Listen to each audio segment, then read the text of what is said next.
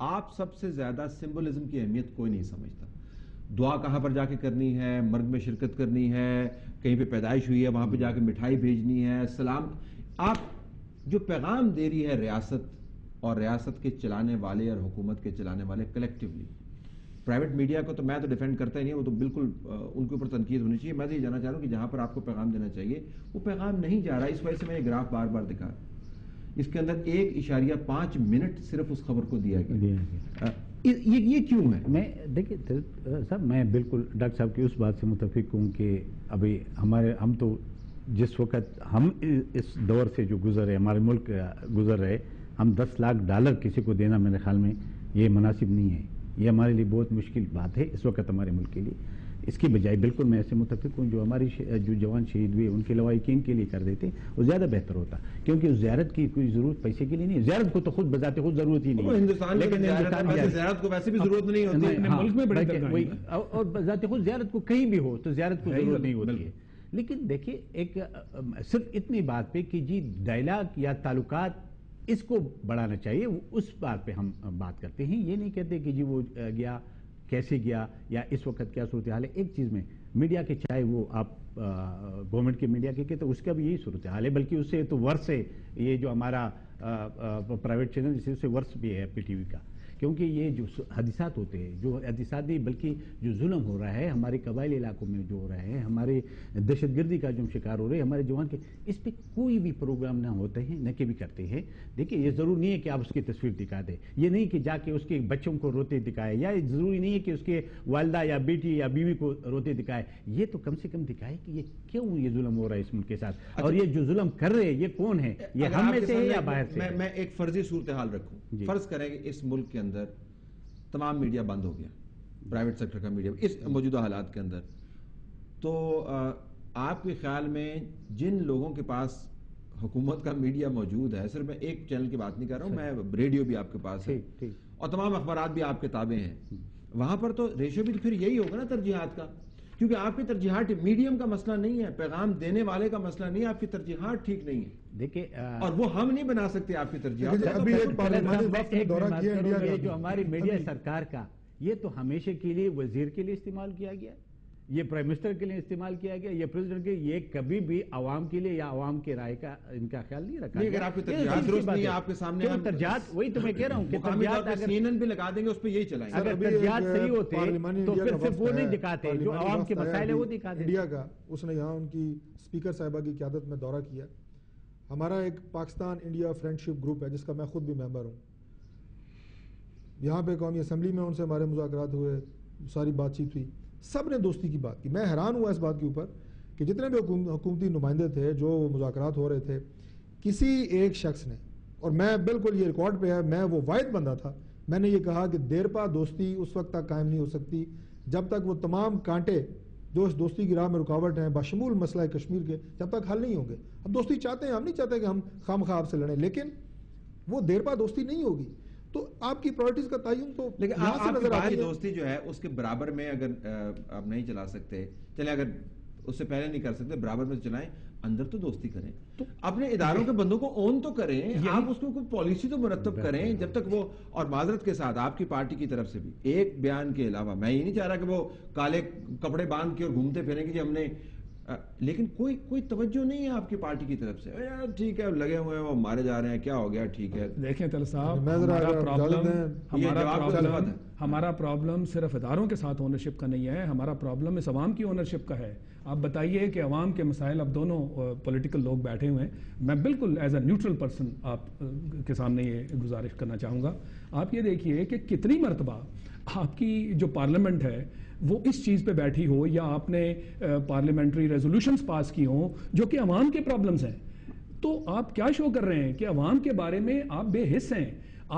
آپ جو parliamentary resolutions پاس کرتے ہیں وہ اور چیزوں پہ ہوتی ہیں, یعنی عوام کو یہ نظر آ رہا ہے کہ آپ کسی اور دنیا میں رہتے ہیں.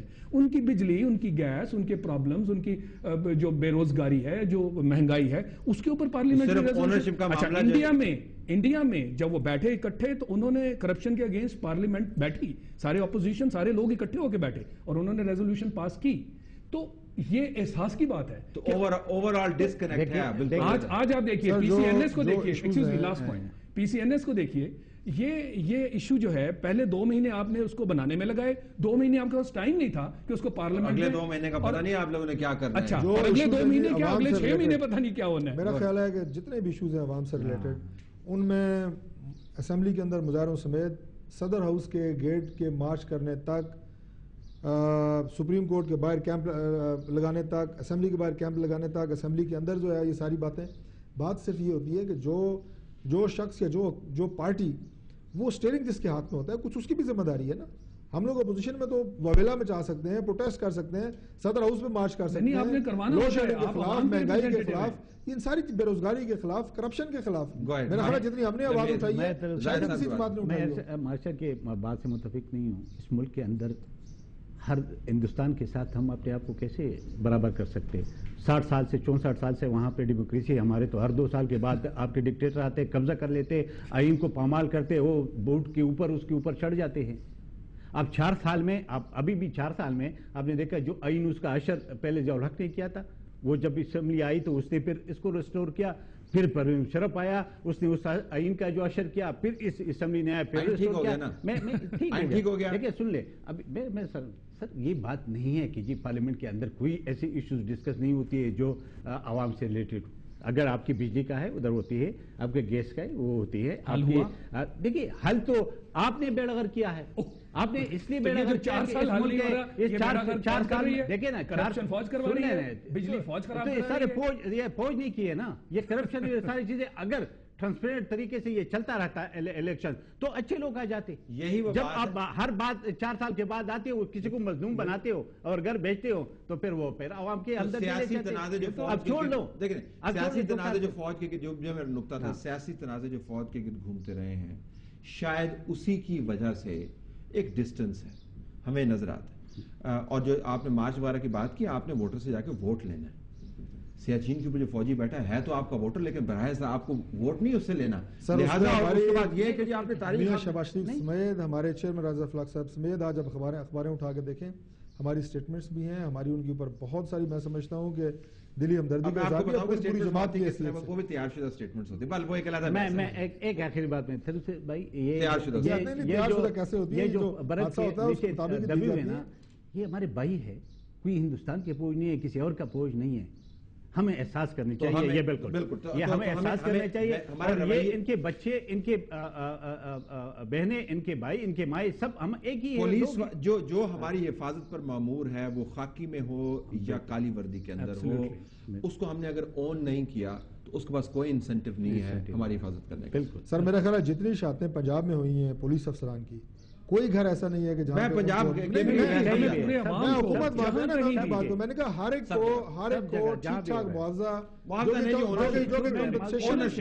یہ اونرشپ کی ایک شکل ہے. اور میں آپ کو ایک اور بات بتاؤں, آپ جب آپ دعا کرتے ہیں تو معاوضہ نہیں دیتے, آپ اس کے ساتھ کھڑے ہوتے ہیں. سر میں لاسٹ ورڈ آپ کو بتاتا ہوں کہ جتنے شہداء جن کا تعلق پنجاب سے رہا ہے, کیونکہ یہ ہماری حکومت ہے, میں اس لیے بات کر رہا ہوں, شہباز شریف صاحب ہر ایک کے گھر گئے ہیں, میاں نواز شریف صاحب ہر ایک کے گھر گئے ہیں, یہ اون کرنا ہی ہے نا, اور کیا کرنا ہے. میں ایک آخر میں اونرشپ جس طرح ہم نے دیا نا کہ ہمیں دہشت گرد کہتے, اور تو ہم نے بندوق تو نہیں اٹھائی نا, ہمارے فورسز نے اٹھائی ہے.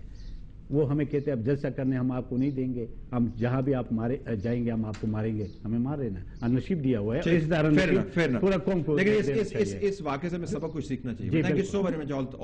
جو وہاں لوگ محاذ پہ بیٹھے ہیں, جائیے ان کو وزٹ کیجیے, بہت سارا کام کرنے کو ناظرین, اور دنیا کے اندر یہ کام ہوتے ہیں. ہم کوئی انوکھے کاموں کی ڈیمانڈ نہیں کر رہے, جمہوری معاشروں کے اندر یہ کام ہوتے ہیں.